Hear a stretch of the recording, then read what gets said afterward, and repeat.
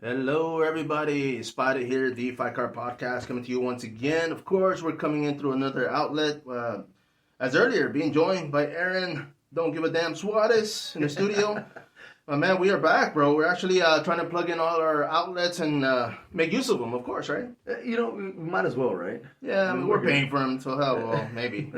Sort of, kind of, but yeah, man, we were trying to get them out there. We're going to be going over the Bellator Mma 277 card, man. Now, this is going down in San Jose, California at the SAP Center. Now, the card itself, of course, we went over a few names earlier, and some good fights, man. I mean, I'm excited about this. I mean, right off the bat, I'm going to go from the bottom up, man. We got Theo Haig taking on Alan Benson. This is going to be 205 pounds, of course, prelims. 3 5-minute rounds. Now, breaking that down, I mean, Theo Haig, man, what are you thinking? Man, so the thing that comes out to me, man, he only had one fight. Yeah, sure. As an amateur, man, and then he just went straight to the pros. So, kind of seeing how that's going to play out for him. And then you go to the opposite of Alex Benson, man. Or I'm sorry, Alan Benson, and he didn't have the best amateur record. Yeah. He had a lot of losses, man. He had a couple of wins here and there, and then as a pro, he's 1-2. So, kind of all over the place. I'm actually gonna roll with Alan Benson though, just because if he has the experience. I mean, there's just something that you just really can't get in one or two fights, that Theo has. So. Yeah, I mean, you put the record side by side. One only has one fight. The other one has, about 7 or so fights. Yes, there are a lot of losses, but I think within those losses, man, I mean, you get better, right? As time goes on. So, I mean, I'm going to roll on this one. I'm going to roll with experience on it, man. You see, and one of the things, like you mentioned, bro, I mean, of course, I mean, him having one fight in, I mean, Theo Haig, he's actually out of San Jose, California. I mean, there's a lot of good teams out there. Yeah. I don't know if he's training with Dominic Cruz. I don't know if he's training with top tier fighters. So I mean, we don't know. I mean, the fact that he only fought once, that's kind of raises eyebrows. Because you're like, well, I mean, what is he coming in with? Yeah. I mean, this is a local card. I mean, of course, his opponent out of Castro Valley, California, man. I know. I will say this because here in Texas, I mean, we're here in San Antonio, but I mean, there's good. I guess good beef when it comes to this team better than that team. Here in the state, California, they're kind of the same thing, man. They're South Cal, SoCal as they call it, and NorCal. So there's that hostility. I don't know if these guys are on that. Yeah. I'm not sure where Castro Valley is exactly, but it's gonna be good, man, because it's home turf. I mean, of course, you don't want to lose in front of your people, in front of your friends. I would say Alan Benson probably has more pressure because he does come from experience. He's fought twice before in Bellator. So, I mean, I see him coming in, with something to prove. I mean, his opponent, of course, I mean, they both want to win. Yeah. Oh, but yeah, it's going to be interesting, man. I mean, they're going to start off the bout, and as always, I like these because it's like, okay, I'm going to see how they set the pace. Yeah. No, yeah, man. I mean, the thing that, Benson doesn't want to do is lose to a guy who's, just had one fight and he's making his debut. So, I mean, yeah, there's a lot of pressure on both sides, man. And of course, you bring up a point where, okay, what is Theo coming in with? What are his coaches seeing that he can, have one amateur fight, he won it, and then now he's going to go straight to a pro. In California, I mean, you do have a lot more wrestling over there than I guess opposed to over here. I think you probably do have maybe a little bit more outlets to get into, martial arts. Just because they are a pretty big state, and it seems like everybody does it over there as well. So, I'm not saying that Texas doesn't do it over here, but again, it's we probably do a little bit more boxing, if anything, And I think we're trying to catch up to what a lot of these other states are doing. So, very interesting to see what plays out with this fight. No, yeah, I mean, it's like I said, it's going to be the first bout. I mean, it is at 205, 3 5-minute rounds. Whether we'll go all 3 5-minute rounds, we'll see, man. I mean, we got experience in Benson versus Theo Haig. So, with those for those listening, of course, we check out Bellator Mma 277 going down tonight. We're gonna jump up, man. We're gonna go up to the second bout. Once again, this is a 3 5-minute bout, prelims, 145 pounds. We got Laird Anderson 1-0 taking on JT Donaldson 4-5-0. Now, I mean, once again, experience versus somebody with not as much experience. I mean, both have fought as an amateur in their amateur circuit, so that's a plus. Yeah. They've been fighting, locally. I know his opponent, in Laird Laird Anderson, and I hope I pronounced that right. He's actually competing in combat jiu-jitsu. I mean, so him going into this, I mean, he's fought for Bellator before. He's actually, he obviously training for mixed martial arts, man. I mean, the fact that he's fighting another guy from, California, I mean, that's always, like I said, they have bragging rights. Mm-hmm. But his opponent, man, I mean, his opponent has actually fought, for Bellator before. He's actually competed for regional promotions, BFL, URCC, so he's been all over the place, man. And, I'm going to go ahead and go with experience on this one, man. JT Donaldson. Okay, man, yeah, I'm looking at JT Donaldson, man. The one thing that sucks is that he lost a fight to an eye poke. Yeah, they ended up giving a decision, so it's probably one of those deals where they fought the majority of the fight and he couldn't continue. So that's gotta sting a little bit, man. Man, I'm looking at Laird Anderson, man, on this fight, man. I know he's coming off a loss with the rear naked choke, but I mean, in his last 5 fights, I mean, he's 3-2. Looking at his amateur record, he had some pretty good wins, man. He had a submission win and 2 TKO wins. So I think he ends up doing it again, man. I think he ends up winning a decision on this, or I'm sorry, by TKO. I'm gonna say the 3rd round on this fight, man. I'm gonna go with the inexperience, if you will, right? Yeah. With Laird Anderson. So. No, I mean, well said, man. I mean, of course, being a fighter, I mean, it is mixed martial arts, so you just never know. You just try to train for all aspects, whether it's stand up, ground. But yeah, man, I mean, being that it's a local fight, it's going to be interesting, man. Of course, the fans are going to be the winners because they get to see this. But but we'll see, man. I mean, of course, we're going to jump up one. Once again, this is going to be on the prelim card, 145 pounds, 35-minute rounds. We have Socrates, Hernandez, man. I mean, I'm going to say it in Spanish, but Socrates, I'm not sure how to pronounce that, but I mean, his opponent, Rogelio Luna, making his pro debut. Yeah. So, I mean, right off the bat, man, I mean, I'm going to say, Rogelio Luna, I mean, of course, the guy is a local, California. He has 4 fights in as an amateur bracket, coming off a loss, which is always interesting because, I always tell people when you're fighting as an amateur, it's like if you win a title, that kind of solidifies I'm ready for the pro. Yeah. A lot of times, I've seen it where people are undefeated in the amateur bracket and then they lose pro, and it's kind of like, okay, well, what changes? The mentality, the training has to go up one. But yeah, man, I mean, his opponent, of course, he's got 1 pro fight. He's got a loss off his pro debut, basically. But because of that, I mean, I think he's Socrates Hernandez, he's going to come in with a chip on his shoulder, something to prove, you know. So, I mean, how do you see this fight going? Oh, man, again, I mean, we talked about losing a fight, your last amateur fight, and then going pro and kind of what effects can take on that or whatever. But looking at Rogelio Luna, man, I think I'm going to roll with him because, again, he had some fights. He looks like he had a pretty good build-up, man. His last 2 amateur fights, man, one against Brendan and the other one against, I can't even say that name. It was like Timju. Those guys one was 4-0 and the other one was 5-1. So his last 2 fights, he did get tested, and they ended up both being decisions, one being a decision win, unanimous, and then he lost his last amateur fight, unanimous decision as well. So for me, man, that kind of shows me, he's got some heart. He can take a punch, he can take a hit, he does enough to probably stay out of bad situations. Yeah. So that's probably some of the decision making going into a pro debut, even though he lost. So I'm gonna roll with Rogelio, man. I think he's been tested at least the last 2 fights, and I think coming into his pro debut, I think he's gonna show that he's learned quite a bit, and he's gonna take it, man. No, yeah, I'm gonna go the other way. I mean, of course, Hernandez. I mean, he's coming in 0-1. But yeah, you made a good point. I mean, the fact that he's fought people that have pressured him, because we talked about that in the podcast earlier. Mm-hmm. And, if you're undefeated and you're fighting nothing but 0-1s, of course, it's once you go pro, once you get tested for real, man, it's gonna show. Mm-hmm. So, but yeah, I'm gonna go with Hernandez on this one. I mean, just for the fact that I feel like that one loss hurt enough to where he actually had to step up his game. Not just in the gym, but mentally, physically. Light some candles, all that good stuff, man. So yeah, I'm going to see him with the win. But once again, this is going to be on the prelims at the Bellator card. And, one of the things, I mean, the fact that Rogelio Luna is making his pro debut brings me to the fact, Jimmy the Brick Flick, man, the guy's been helping me on the podcast. And I see that kind of experience. It motivated him because he's like, hey, he gets to perform for Bellator, even though it's a prelim. Yeah. So it's a good motivation.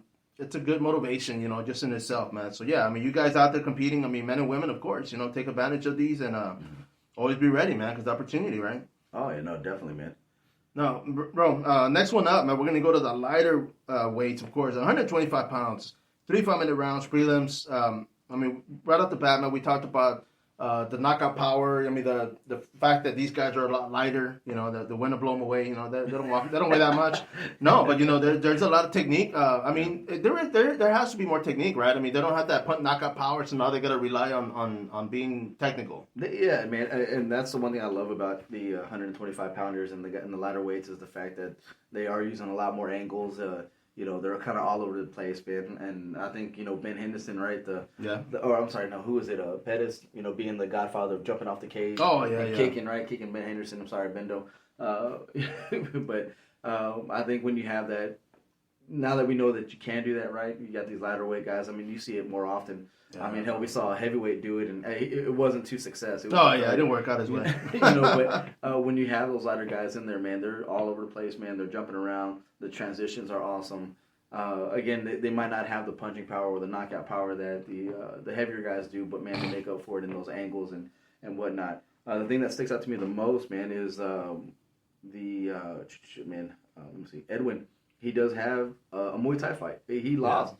He lost it. It was probably a decision or something like that. But the fact that he does have Muay Thai behind him and he lost and he's putting himself into different avenues, man.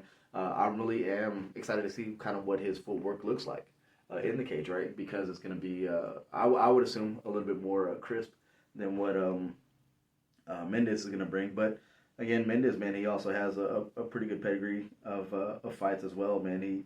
He's 3-0 as an amateur. He did have a no contest in his pro debut, so it was a round 2. So I don't know what happened there, but should be a pretty exciting fight, man. But for me on this one, man, I'm gonna go with Edwin. Man, I'm gonna agree for a few reasons. I mean, Edwin, his first pro debut was actually for Bellator. Okay. So he's already been in the promotion. He's already got you get nervous. I'm pretty sure every fight, but. Yeah. He's already gone through that. He's already been in the big show. And, with that one win, I see momentum. The fact that he's fought in Muay Thai, of course. I mean, his opponent, Albert Mendes, dude. I mean, he's, his profile pic, of course. Or not his profile pic, but in the description, he's got Muay Thai. Being California, I mean, they're real big for Muay Thai out there, man. I mean, I know Texas, you talked about, not necessarily being behind because we do have good Muay Thai schools here in Texas. But the promotion just kind of started up. XKO has had the Muay Thai in the cage, which is, each their own. I mean, I don't know how that would work. I mean, of course, it's kind of, it changes the platform. But yeah, man, I mean, California, being that they're lighter, I see a fight clinic, man. I see a stand-up fight clinic. I see them actually, I'm pretty sure they'll go to the ground if one of them wants to, but I see them both standing up and fighting, know? No, definitely, man. Those are good points. No, so, I mean, whether, who's going to win? Who knows? I mean, we're going to find out tonight. Of course, this is the prelims at 125, but agreeing with you, I'm going to go with Edwin de los Santos, man, on this one. Okay, man, yeah. Dude, that's always a good thing when we don't have to argue. No, yeah, man. I mean, of course, you get to park up for next time, man. Yeah, dude. And then, man, going up to the next fight, man, with Tyson Miller and Gracie. I don't even know how to say that. It was at Ryland. I'm gonna just call it Ryland. Well, that's supposed to be silent art, right? So Holland and Gracie? Who knows, man? Yeah. Just, if it's silent, man, don't even put the letter there. There you go. Oh, man, and I know it looks bad because Gracie is 0-3, and he has quite a, he doesn't have the best record going into it, right? Not winning anything. Right. But, I mean, I'm looking over at Tyson Miller, who's 2-0, right? And so one of the things that I do take into consideration is the fact, the records of his opponents. And, I mean, he is fighting guys, like he made a debut against a guy who was 2-6. He made another one, and 1-1. Fought another guy that was making his debut, and then his last fight he lost to a guy who was 0-1. So it's like something like that, man. I mean, we've talked about padded records before. To me, that's what this looks like. And he fought a guy who was 1-1 in his pro debut, and another guy who was 1-0 as for a second fight. So I think them matching him up with Gracie is kind of to help set and pad some more records, man. So they're looking to feed him. I mean, basically build him up. That's what I think, man. So, I mean, just off of that, man, I'm not a big fan of it. I'm going to go with Gracie. Yeah. You see, man, I mean, Holland Gracie, of course. I mean, we talked as far as his fights. I mean, he's fought like once a year. Yeah. For me, that's telling me he's not a professional mixed martial artist in the sense that he's not consistent. He's not looking to make a run at mixed martial arts. I mean, this could be the one that's okay. You know what I mean? Of course, he wants to win. So his grappling, I mean, alone, I'm sure his grappling is like top notch. Tyson Miller, like you mentioned, man, he's fought guys that, well, I mean, whether or not he got to pick them or it was just maybe a last minute opponent, who knows, But he did get to fight and showcase his skills, so that's good for him. Yeah. But yeah, man, I'm gonna go with Tyson Miller only for the fact that even if he fought opponents with I don't want to say bad records, but with less experience, I think he's going to come in with momentum. I mean, he is 2-0, so right off the bat, I'm pretty sure he's going to want to keep this fight on his feet.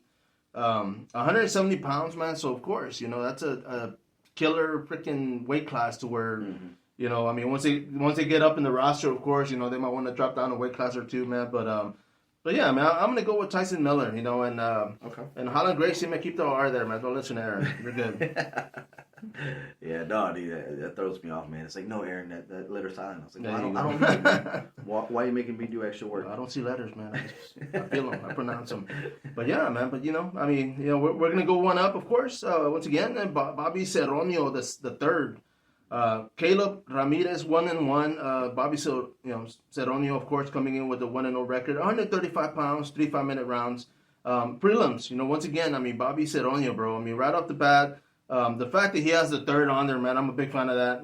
I'm gonna give it to him just because of that. He's the third. The guy's from California, of course. I mean, this is a local fight. He's got a win over our friend and Socrates Hernandez, man. Okay. We just mentioned them earlier in the card. Maybe they'll settle the beef later that day. Who knows? Maybe. But once again, I mean, of course, I mean, he's coming in local fighters. I mean, the fact that they don't have to travel far. Caleb Ramirez, 1-1. The guy, for me, I mean, he's fighting out of California. California, it's been, I mean, from back in the day, from Gladiator Challenge, from, King of the Cage, of course. There's been a lot of experience, man. And this guy has got a lot of experience. I mean, his pro debut alone, bro, I mean, he's fought pretty much the who's who coming up the ranks. I mean, the fact that he's fighting in Bellator, I'm pretty sure this is good for him. Mm-hmm. But 1-1 record doesn't speak volume, dude. I mean, his amateur, look at his amateur record, man. I mean, he's fought 16 amateur fights. Yeah, so I mean, he wants to fight. He's fought the WFC, the Tiny Cage, Arena Wars. He's fought all over the place. He's coming in with a lot of experience, man. I like Bobby Cerronio the third, but I'm gonna give this one to Caleb, man. Yeah, dude. Looking at it, we've talked about the prerequisite, to make it into the pro rankings. I mean, anybody can just become a pro, right? You just get your license and right. you're good to go. So it's like, if you want at least, I would say at least a minimum of about 5 or so fights as an amateur, right? That kind of gives us a good feeling of what you might be like. But it's 16 an overkill in amateur fights. Yeah, bro. I mean, you know what I mean? Like, because you're getting, I would assume he's not getting paid for these fights. And so it's damage that he's taking kind of for free, if you will. He is gaining experience and, throughout the whole deal and, traveling. So he really does understand that fight life. But, at the same time, it's like, man, it might have been an overkill in his amateur record. And then now he's 1-1 as a pro. I mean, I'm looking at it. I'm probably going to roll with Caleb as well, just because of the experience and how much he has. He's won and he's lost every which way you possibly can. So that's always good. I don't think there's nothing that Bobby's going to throw at him that he hasn't seen yet. Right. So, so I like it, man. I like it for Caleb to go. I'm just not I'm a fan of getting your amateur fights in and doing it well. But 16 amateur fights, man, dude, that's kind of. Hey, let's go ahead and move up a little bit sooner. You might want to go pro, man. Yeah. But I will say this: in California, and just like here in Texas, man. I mean, I talked to Warren Stewart from Austin. The guy's out there traveling with the band we mentioned earlier, B2 Fighting Series. But he's got close to like 100 fights, and half of the fights weren't even sanctioned. So that whether these guys have only fought this many times, who knows, man? There's probably more fights in there. Yeah. But yeah, man. I mean, so Caleb Ramirez, we'll say. Mm-hmm.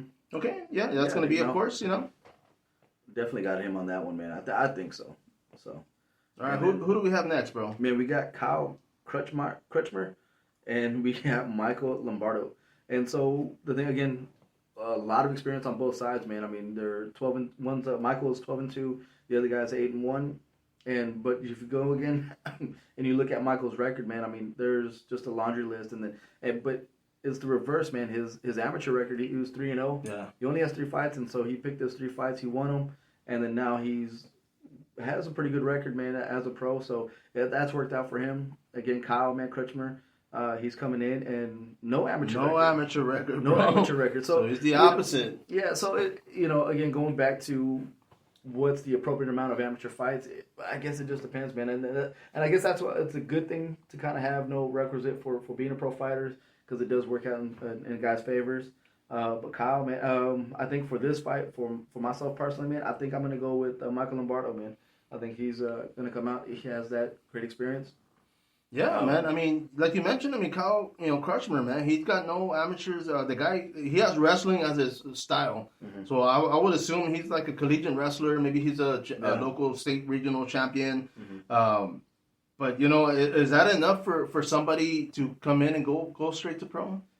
I mean, like I said, I had a teammate like that. I mean, he took one amateur fight and then pretty much, racked up a whole bunch of wins, and he was successful. And I think if you come in with one skill set or one background, it seems like wrestling is the way to go, because of how they develop each other, the mental toughness and everything like that. So I think it does translate well into MMA. So he's done it. I think my only concern is how does he really bounce back after winning? Is he getting better, right? Because just having straight wrestling and trying to move up higher and higher can only get you so far. You know what I'm saying? Is he developing the striking skills? Is he developing his Muay Thai? Can he kick? And how's he doing off his back? Yeah. And what happens when he fights another wrestler? That's really good. And that's where it gets interesting, man. I definitely agree, because obviously, I mean, the guy's a veteran of Bellator. I mean, he's fought for them numerous times, of course, so he's coming back. Mm-hmm. A lot of his fights have ended either in round 1, round 2, or have gone unanimous decision. So. Yeah. Whether they were 3 5-minute rounds or 5 5-minute rounds, I mean, I don't know, but I would say he does have the cardio. It's going to go back to you, man, because, of course, I mean, he's a wrestler, so I would assume he's going to want to take the fight to the ground. Mm-hmm. His opponent, like you mentioned, man, Michael Lombardo, man, this guy, I mean, he's fought for a lot of regional promotions, of course, for the RFC, XFN, just going up on his pro fights, man. I mean, he's fought for PFL, he's fought for Bellator, or he's gonna fight for Bellator. I'm sorry, but he's got a lot more experience when it comes to like winning. Mm-hmm. So I'm gonna go with experience, man. I mean, Michael Lombardo with the win. I mean, we mentioned earlier, man. If you can stuff the takedowns from Kyle Crutcher, if he does come from wrestling, mm-hmm. then I will see him, stuffing the takedowns and getting that TKO knockout. Yeah. So, but we'll see, man. This is the prelims at 170, of course. And, going up, man, who do we have next? We got Daniel Carey and we got Gaston Bolaños. The thing that sticks out to me the most, man, with Daniel Carey, man, is so he has a confirmed bout, which is going to be tonight, right? Right. And then he's already confirmed for another bout already next month.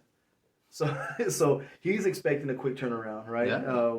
That's always a dangerous thing, man, because is he looking past his opponent? Maybe, maybe not. Or is he just wanting to fight, man, and stay consistent? Maybe he needs money, right? He needs to. Yeah, you never know, man. Fighter pay isn't what it used to be, right? Or what it needs to be.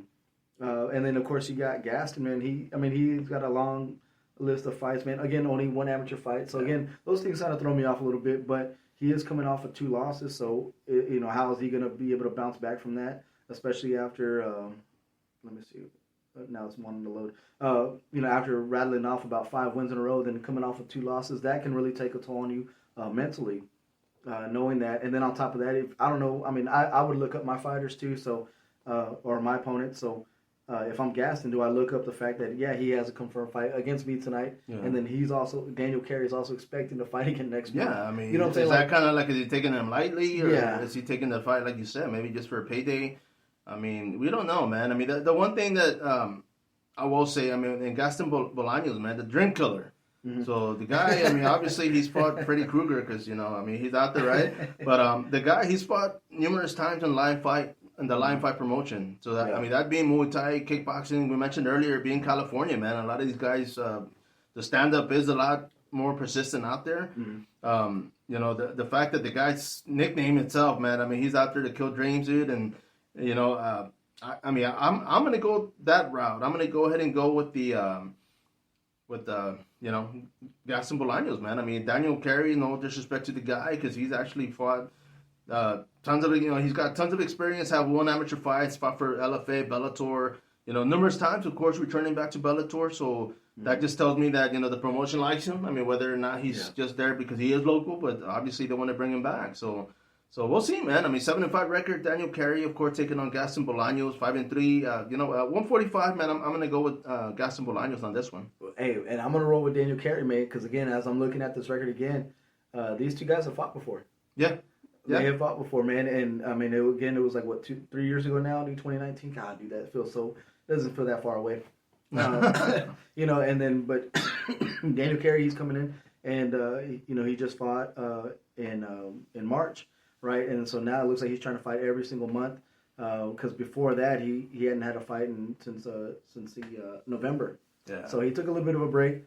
But now, man, he looks like he's coming back, man. So I'm gonna go with Daniel Carey, man. I'm gonna roll with it. I think he already has the advantage, maybe mentally wise, as far as that. You see, and I think that's probably what also made his decision. Hey, I'll take another fight. I'll get another paycheck, man. No, you see, and because of that, I like it, because now Gaston, he's like, okay, redemption. You know, he's coming in. He wants to take that off his record. I mean, he won't, but you know, mentally, he's like, okay, I'll get my win back. But yeah, man, it's going to be interesting. I mean, 145 pounds, man, 35-minute rounds. You know, it's prelims. You know, but I'm looking forward to that because it's going to be explosive, man. Oh yeah, no, definitely, man. And then going up, man, we have, man, are you going to say that name or do I have to? Go ahead. Yeah, dude, he's 18-17-1. I can't say his name. He's probably, I'm assuming Russian. But with him, man, what we're looking at, man, we are at the, he's 18-7-1. His last two fights, man, he lost to Corey Anderson, who's actually in the tournament right now for the 205. So that's very exciting as well. His last 5 fights, he's 3-2, but he's coming off with 2 losses back to back. And then I'll roll over to Rafael Carroll, and the thing that really sticks out to me the most is, he has 3 losses coming up, but he has a win against Chidi Njokwani, who's really tough. And then before that, man, his last fights before that were Lyoto Machida, which he lost to, and Gegard Mousasi, man, who he lost to as well. So, I mean, he's fighting some tough guys. I mean, Melvin Manhoff. He's fought him twice, pretty much back to back, and he won. He won a decision, and the next time they fought, man, he head kicked him in round 4 and took him out. Joe, I'll fight you at the bar, Schilling. He beat him as well in a split decision. So, man, looking at that, I mean, Rafael, man, he's fought a lot of tough guys, taking them the distance. Also, going from there. So I'm gonna roll with Rafael, man. You see, I like that. I mean, I'm going to disagree, though, but I like that because Rafael, I mean, his last 3 fights, he lost by split or unanimous. Yeah. So, obviously, the guy has cardio. He can fight. You know, he can go the distance. But, as far as his opponent, man, I mean, of course, I'm going to attempt to say his name. Dovletshan Yagichimuradov. The guy is from the Ukraine, 18-7, of course. I mean, he comes from Sambo. I mean, the guy, of course, it's real big out there. It's like jiu-jitsu, I guess, in Brazil. Yeah. I mean, the ground game, of course, leg locks. He's fought all over the Ukraine, man. I mean, ACB promotion. I mean, he's fought, a lot of regional promotion. He's got a lot of wins, bro. It wasn't until he got to Bellator, and I don't know if it was because of the experience. I mean, once he got to Bellator, he lost his pro debut. I mean, his Bellator debut. He lost his second fight in Bellator. But I don't know if it was because the talent, maybe, or maybe because, he's fighting outside his country now and he's having to fight, somewhere else. But I like him, dude. I mean, I'm definitely going to go with him via TKO or via... I don't think he'd be able to finish the Brazilian, man, but I see him actually getting maybe the split decision, man, knowing that his opponent has lost, by split. All right, man. No, I see where you're at. We just hadn't disagreed in a while. There you go. All right, man. And then moving up, man, we got Rakim Cleveland. So you've interviewed him, right? Yes, sir. Yeah. So I mean, is that going to be a little bias on you, man? He's 22-14. He is coming off a loss, man. He lost with the Kimura. So I mean, that's unfortunate, right? But again, looking to kind of bounce back. Then he's fighting against Tyrell Fortune, man. And just off of that, man, he's got wrestling again. There's that wrestling background, that pedigree. But again, he's coming off a loss as well, man, off of Linton Vassell. He had it was a split decision loss. So again, man, with split decisions, man, I mean, they go either way. So it's kind of like, maybe somebody saw it just another way. Then you have Matt Mitrione and Jack May, his last 2 wins. And he beat him, man, submission, 2 strikes. So that's always a fun thing, man, watching that. So, man, I'm looking at the record, man. I know you interviewed Cleveland, man, but I think off of this, man, just with the wrestling background, the pedigree, I'm going to go with Tyrell. You know what? I mean, especially at this weight, bro, because it is the heavyweight division. It's going to be 2 big guys going at it. If this guy comes from wrestling and you have a momentum, of course, you know, I mean, you know, the wrestler's going to want to close that distance, use his strikes or his kicks to set up the distance and go for that takedown. Rakim, I mean, of course, he lost his debut in Bellator. I mean, he went in there. The guy's been fighting for years. I mean, when we talked, I mean, you know, he's fought Derrick Lewis. You know, back in the day, he's fought for the IXFA promotion, which we talked about earlier too. So, you know, he moved out of Texas for a few years, came back, and now training out of the War 4 Academy out there in Houston, man. I mean, so, you know, it's going to be a tough one, man. I mean, I am going to go with Rakim. The guy is local to Texas, so I'm definitely going to go with that. I'm going to go with experience. I mean, can the guy stuff the takedowns, man? I mean, we're going to have to see. You know, Tyrell Fortune, of course, you know, I mean, he's a wrestler, man, so he's going to go with that. I doubt he's going to want to stand up with that. I mean, at 265 pounds, I'm sure they're going to go over that scale come fight night. So do you want to get hit by a close to 300-pound dude, man? I mean, no, you know, so, you know, well, I'll expect, you know, Rakim Cleveland to actually stuff the takedowns, work angles to kind of get away from that takedown, you know, use his jab. Of course, you don't want to kick a wrestler because that's what they're going to wait for, you know, go for that takedown. But yeah, man, I'm going to go with Rakim, man, out of just pure, you know what, grit. I mean, him going in there and actually weathering the storm. We talked about it earlier, man. If you can stress the fighter and get him, you know, get him anxious to where he's going to leave himself open and get caught, you know. So we'll see, man. Of course, you're going to take Tyrell Fortune? Yeah. Okay, get out, bro. Get out. So, I guess I won't be having him on my outlet. There you go. Yeah, man. I'm going to edit that part out, bro. But no, man. But yeah, you know, it is a good fight, man. I mean, it's a good fight for both guys because, of course, Rakim wants to win this. You know, get back on that win streak with the Bellator, especially. Tyrell Fortune, of course. You know, he's at 11-2, man. If he gets this win against an opponent with this much experience, of course, it's going to look good on his record, man. So yeah. We shall see, man. Definitely, and moving up, man, we have another heavyweight man on the card. So I mean, you got a lot of big guys. Yes, bro. And then of course you got the light heavyweight tournament going on as well. Yeah. But our next bout, man, is going to be Linton Vassell versus Tim Johnson. So Linton Vassell actually beat Tyrell in his last fight. So yes, sir. Again, man, that's little backroom drama, if you will. But looking at Tim Johnson, man. He's off a 2-fight losing streak right now. His last fight was against Fedor Emelianenko, man. You know, that was back in 2021 in October. And then, you know, he lost again before that with Valentin. But then after that, man, he beat Chet Congo in a split decision. He had Matt Mitrione, and then, of course, Tyrell Fortune, who we just talked about as well. So, I mean, he's 3-2 in his last 5 fights. Linton Vassell, on the other side, man, he's 22-8. He's coming off a 5-win streak. And his last 5 fights, man, he's actually 3-2. So a little bit of a reverse there on it. With all that being said, man, I'm probably gonna go with Tim Johnson. I'm gonna roll with Tim Johnson, man. I think he's gonna bounce back. I think he's gonna show why he's coming up on the top of that heavyweight division, man.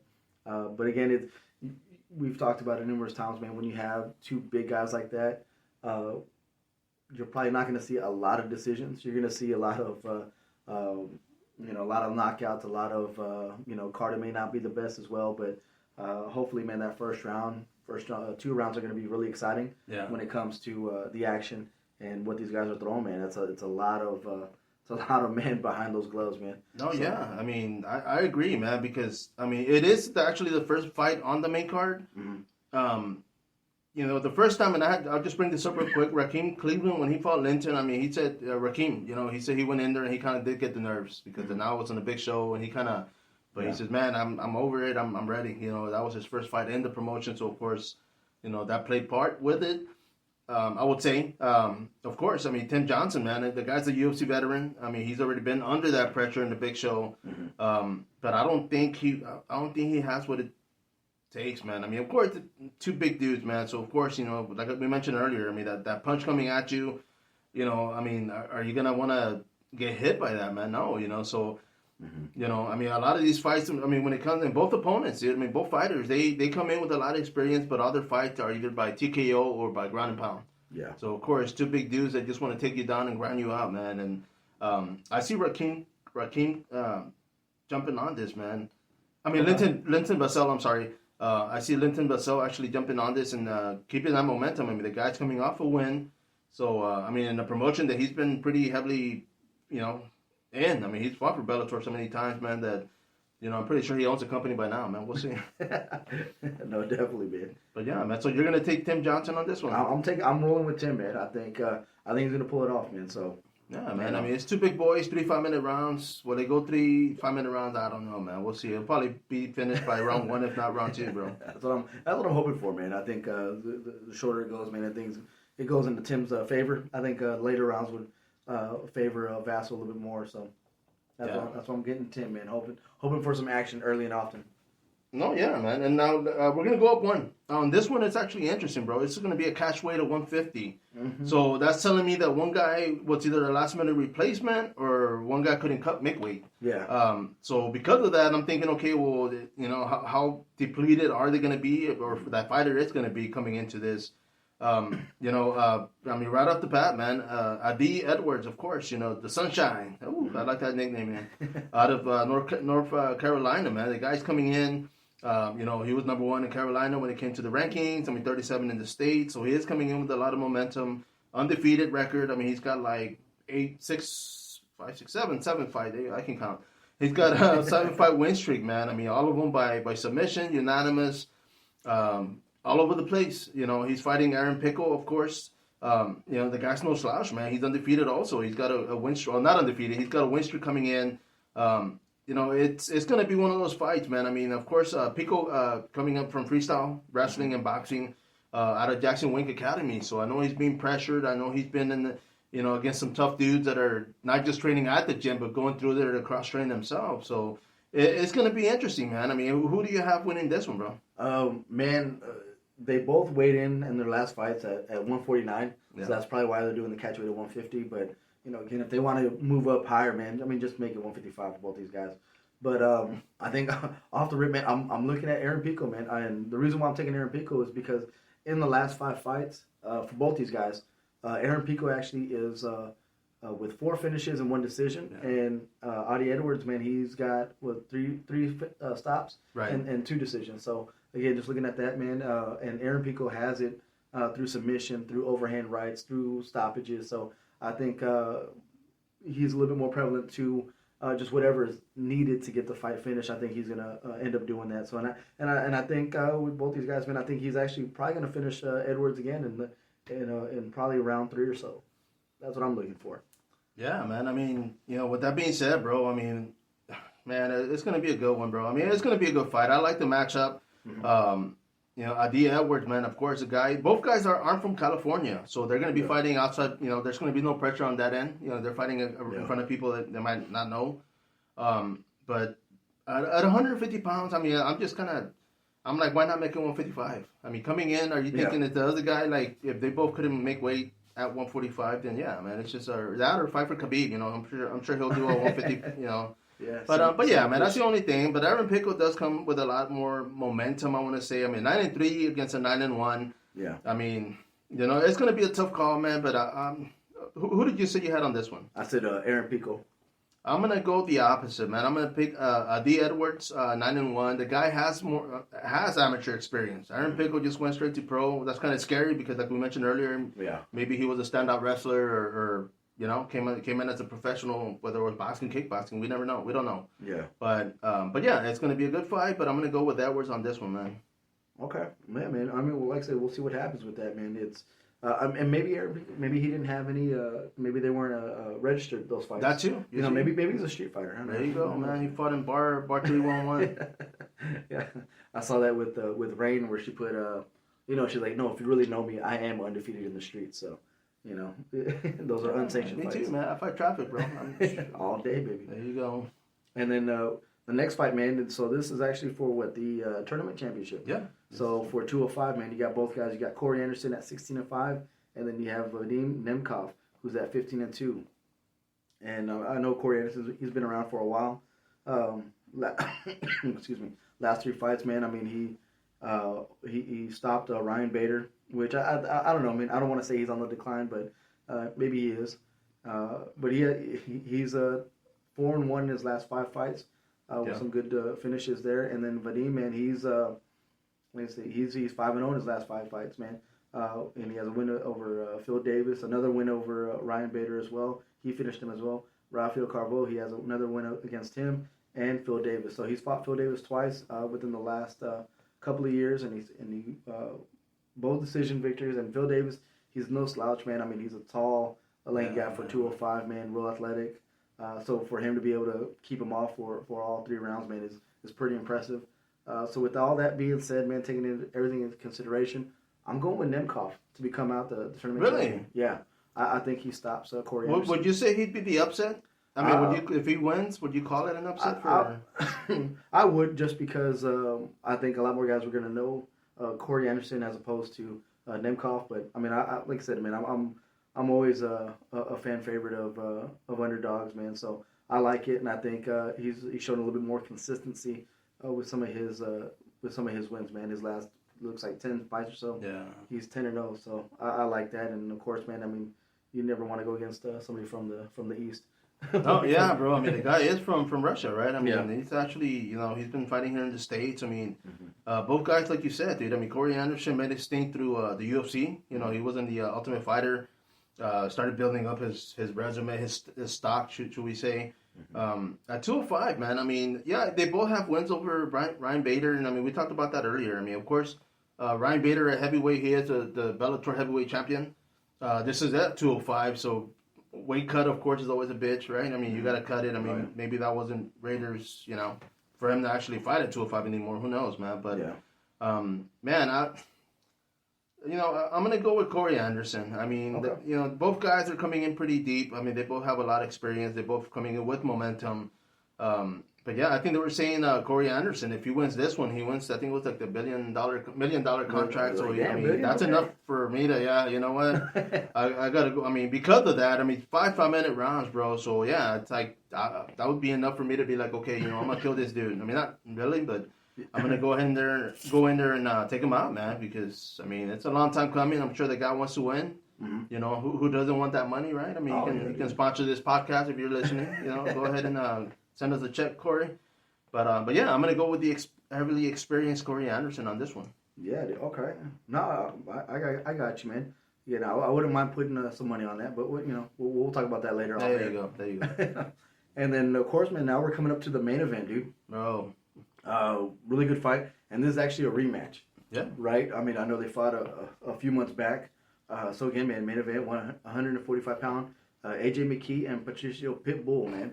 So, man, I'm looking at it just throughout the record, man, and he let me see, AJ Mckee, man, he submitted Derek Campos, which is not an easy task, not an easy thing to do, man. I should know. And then you have Pat Caron. Man, he's got some really notable guys in here, man, that he's fought and he's finished. And then of course you look on Patricio, man, the Pitbull. Again, his last loss was against AJ Mckee, man, which was back in 2021 in July. But before that, man, he TKO'd Michael Chandler. Yeah. Which, I mean, we saw the Justin Gaethje and Chandler fight. That's not easy to do. Yeah, he couldn't knock Gaethje couldn't take him out there, so that says a lot for him. That says quite a bit, man. So, I mean, with all those kind of factors going into it, man, I mean, I like the revenge story, so I'm gonna roll with Pitbull, man. I'm gonna roll with Pitbull. I think he comes in here, and I think he does it, and he has that title to him. Man, you know what, this fight, and I was thinking about it yesterday too, because I've been watching, their platform. I mean, them sharing, the fights coming up, momentum. AJ Mckee, man, right off the bat, he's tall. He's got freaking reach. He's got long limbs. He's got momentum. I mean, of course, his dad was a veteran of the sport, going up through the ranks in the regional and, fighting people like Chris Brennan and King of the Cage. And, it's just, so he I don't want to say he got a lot of pressure. Obviously, he can fight well under it because, I mean, if your dad's a fighter, that's kind of like, hey, man, now you got to win, right? I mean, it puts a little bit more on you. Yeah. The fact that he was able to finish Patricio Pitbull in the beginning, I don't want to say Patricio took him lightly. Maybe he did, maybe he didn't. But Mckee has a lot of momentum, dude. I'm a fan of the guy. He's 18-0. The only thing I'm curious about is that comment he made about him wanting $1 million per fight now through Bellator after the 3, because he won the title. So by contract form, now he's got to fight 3 more times. I'm not sure how that works. If he wins another 3 more, does he have another one, or can he end it? I don't know, man. Like I said, I mean, that's for somebody with a higher pay scale than I have. But I mean, I would assume they would lock him in for another 3, or maybe do it a fight by fight, right? I mean, because they don't know how much longer he'll have that title. So maybe it's something where, hey, if you lose it on your next one, like we can at that point maybe we can extend you maybe another 2 or 3 fights, or you can end it, or maybe he might have the option to end it himself. No, well, he's already said he wants to. He said they don't pay him $1 million per fight after these 3 fights. He wants out. So obviously, he won the belt, so I'm pretty sure it's that's a bitch question, dude. Because if you yourself know if you win, you're gonna be stuck for 3 more fights, man. I mean, what does that do to you mentally? Are you like, fuck, I don't want to get stuck on this, or I mean, but is he worth $1 million? You know what I'm saying? Like, because it should always. Your pay should be reflected on what you bring in. Yeah. And does he bring in enough people to say, hey, I am $1 million fighter? Well, and is he doing other things to bring, help supplement his income? You know what I'm saying? There's a whole thing behind it, but at that point, what fighter is worth $1 million to you? And maybe that's a topic that I'll take $50, bro. No, but you see, that's true though, man. But the guy did make $1 million off his tournament style fight for that belt, so he did make that much money with that tournament, or that working his way up to the rank. So he's been paid that much, but for a 1 fight deal, yeah, bro, that's that's cutting it too short. I don't think would the UFC pay him $1 million to fight. No, with the PFL, they got that tournament style. Once again, he can fight in PFL and work his way up to $1 million. But yeah, man, that's just. I guess, he wants to get paid that much. I don't see him getting that much. Maybe if he fights for Thriller against Paul Logan. But yeah, man, 145 pounds, the guy is a prospect. He's young. He's got momentum. The future is bright, man, because obviously even if he fights once out of his 2 next fights, he's still hot. He'll still be able to go to the UFC, and of course he'll have to work his way up. But, I got Patricio on this one, man, only for the fact that, he's not going to take this lightly. Now he knows what he needs to do, and that's get a finish quick, So, it's going to be the main event. 145 pounds. If I had to put money in it, man, and I think I posted this on the Bellator page, bro. But it was as a fan, I like Patricio Pitbull. I'm rooting for him as a fan. If I had to put money in it, it would be against Mckee, man. It would be for him. I would say, okay, you know what? Because he's a champion, so he can win 3 rounds and lose 2 and still get the title, So it's like, him, even if he plays offense and keeps fighting away from, it's just awkward. Hopefully it won't be a boring fight. Hopefully it'll be action packed. But I'm pretty sure he's gonna fight smart.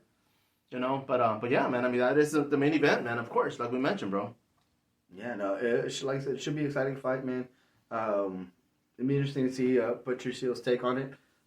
Going into it, kind of what his mentality is. Of course, knowing that he did. Lost. He's a veteran of the sport, man. Close to 50 fights, if not a little bit over. And then for him to lose fairly quickly to a younger kid, by choke. That's gotta suck. You know what I'm saying? So I'm sure he's on the revenge tour, and I dig, and I think that's gonna bring him more motivation to finish that fight. So like I said, man, I'm expecting the Pitbull to come out on top. No, we'll see, man. Like we mentioned, this is going to be tonight, of course, Bellator Mma. It is taking place live in San Jose, California at the SAP Center. I don't know if we can make it out there in time. It's already, I think we go up 2 hours, so we're already, we might as well not even try, man. Not even try, man. Yeah. Next one. Yeah. But yeah, everybody, of course, Spider here, along with Aaron Suarez. This is the FightCard podcast. This is another outlet for those following. Support, subscribe, join in, chime in. Let us know your thoughts, of course. I mean, should we do this in Spanish? Should we try Korean?